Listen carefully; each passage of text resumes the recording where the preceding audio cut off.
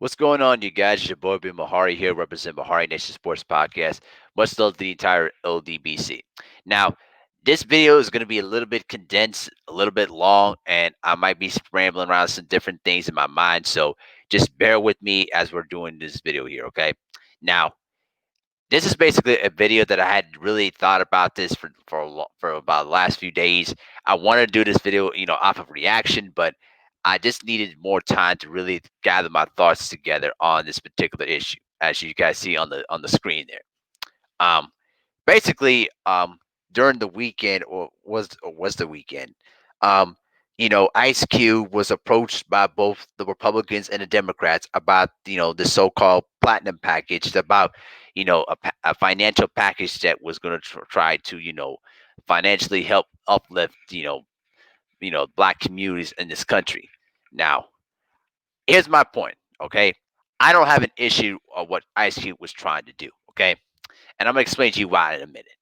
But basically, he met both of those parties. They reached out to Ice Cube, okay?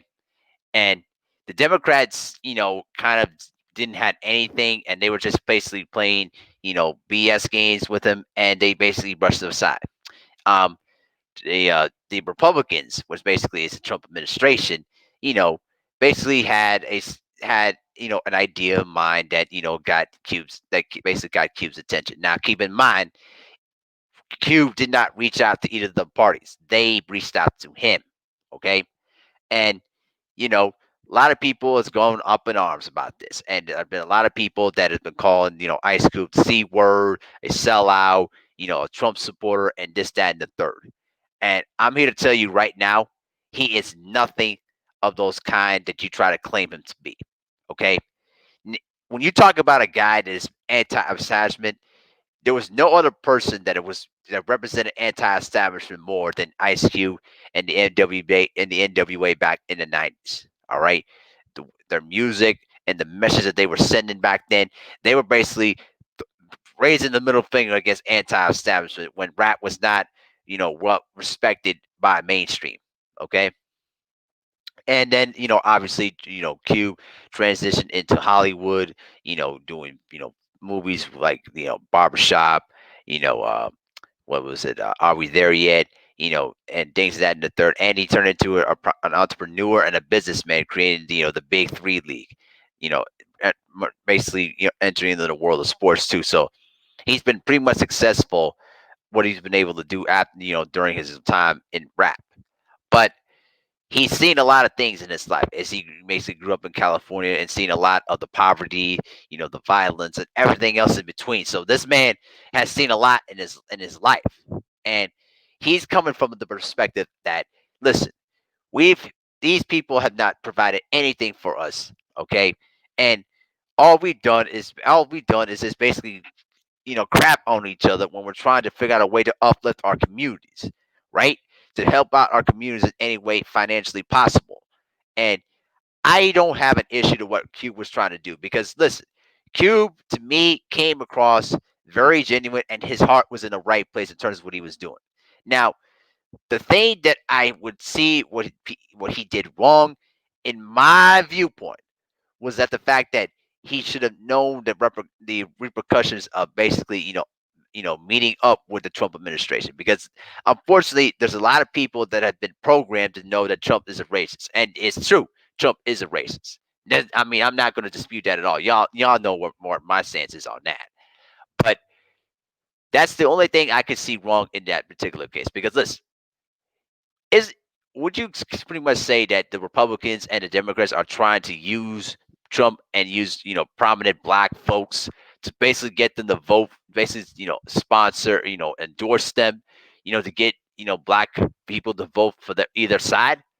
Absolutely. I mean, listen, that's the game of politics. You use people and groups to get an end goal, to basically try to get what you're looking for. And I wouldn't be surprised if that was the Republicans' idea of trying to use that so-called platinum package to try to get black men to vote on their side, right? But what I get disgusted more than anything else is that we spend so much time crapping on each other all the time about what this guy was doing, or he's a sellout because he ain't doing nothing well in this community. Well, listen, what have you done for your in your own community that basically is trying to help out the women and the children out there? All right, we listen. I am telling you this though right now. Okay, Ice Cube to me was doing something that people have been wanting to do over the last few centuries. Okay, listen, when you get to a point in life where you're just tired of all the drama, all the talking, all right, it's about time that we need to do something and get stuff done in here. Even if you have to work with people that you know that are shady characters, okay?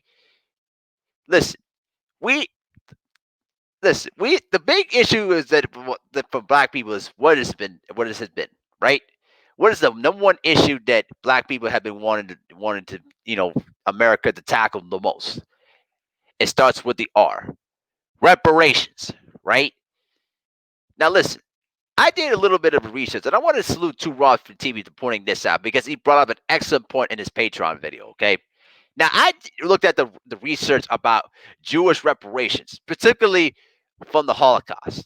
All right, and during the Holocaust and World War II. Okay, did you guys know that during the 50s they basically had to protest in Germany and even in Israel to force the German government to pay them reparations for the brutality that they basically suffered, right?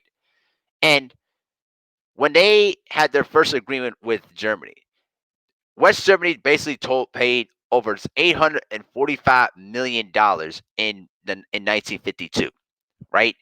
Then in 1988, right, the German government allocated another $125 million for reparation, basically enabling remaining Holocaust survivors to receive monthly payments of $290 for the rest of their lives. All right. Then you fast forward to now. Now in the Jewish Material Claims Agency against Germany announced an increase of funding for social welfare services for Holocaust survivors by $88 million by 2018, which allocates to more than $564 million.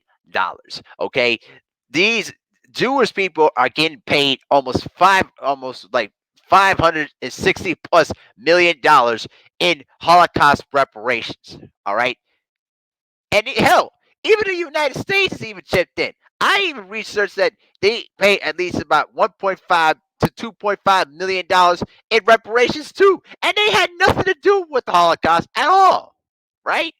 But you know something? The fact, you know what I think about that? I don't envy the Jewish people at all. I really don't. In fact, I don't have an issue with what they were doing. You want to know why? Because the Jewish community as a whole are a strong, unified community. All right? They keep themselves accountable. They support each other. They build communities together. All right? They build buildings. They build different type of religious places all over this country. They are basically a united front, particularly and also in Israel too. All right, but when it comes down to us in the black community, when it comes down to trying to unify together to face against racist groups in our society, we are our own worst enemy. You want to know why? Because we spend most of the time ripping each other or just betraying each other or wanting to kill one another when you got the police ready to pull you over on sight and ready to beat the hell out of you or even kill you, and try to make the claim that they were just trying to defend themselves or they felt threatened, right? So at the end of the day, listen, Ice Cube was literally trying to do something to confront the issue. Okay, now listen, as I told you many times, okay, I have no intentions on voting because I believe that both parties are absolutely full of crap. All right. I don't believe that they're genuine at all. I don't believe that either of them come from a good place. But you know what's so funny to me? What's so funny to me is why is it that majority of blacks stick to the Democratic Party when they had offered absolutely nothing to help black people? I just don't get it. It's like we're trying to find friends in Washington that is basically wanting to support and basically put a friendly face in one of those main positions in Washington. It, we need to get that mentality out of our heads because both the Democrats and the Republicans do not support us. They never have and they never will. And in fact, we should be using them.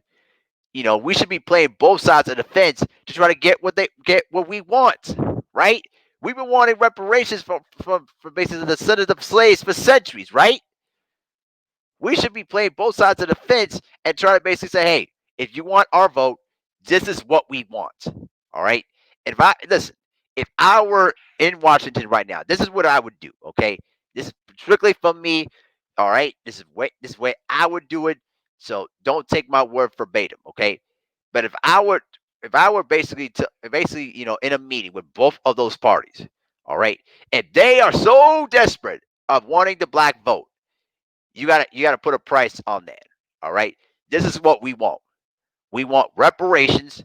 We want you to denounce racism, and we want you to defund police brutality. Defund the police. All right. If you don't give us those terms of what we want, we will not vote for you. All right. That's exactly what I would do. All right. Put the price tag on their heads and say, hey, you want our votes? This is what we want. All right. And if they don't give us what they want, we bail out. All right.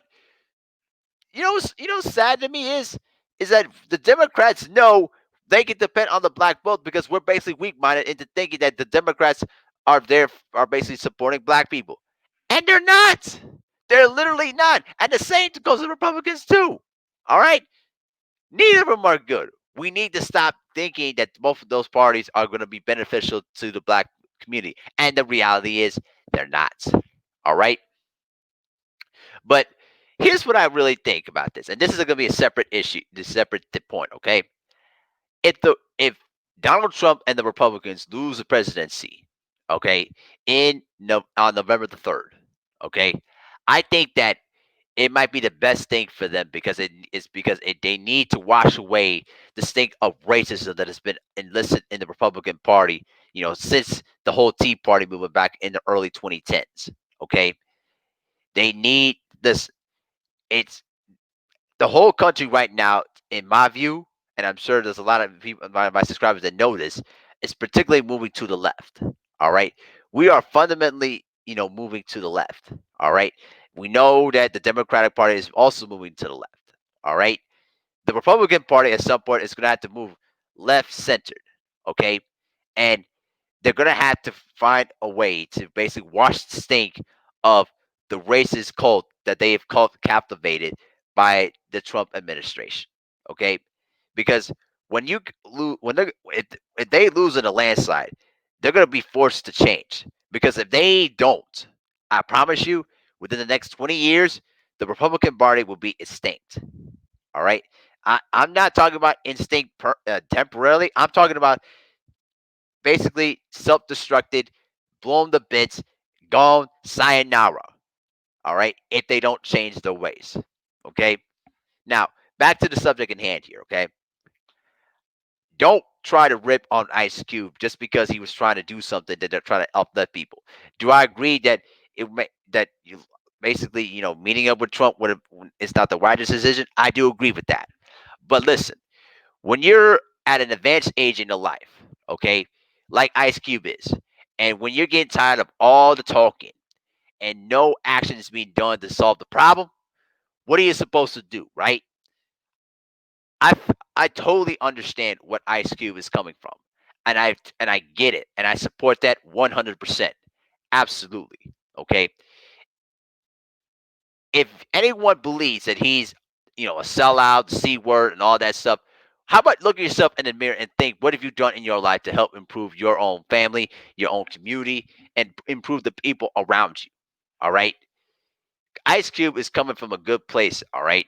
At least he's doing something to help his people. Unlike stupid a holes like 50 Cent. Don't get me started with him. Okay. But at the end of the day, I'm gonna conclude by saying this. Okay. We need to stop ripping on each other. We need to unite together as a people. All right. If we're gonna get what we want in this country, we have to unite together and basically work together to basically confront the issue at hand here and provide the detailed grounds for both parties in terms of what we want out of this. All right. And if they don't not willing to give us what we want, we bail.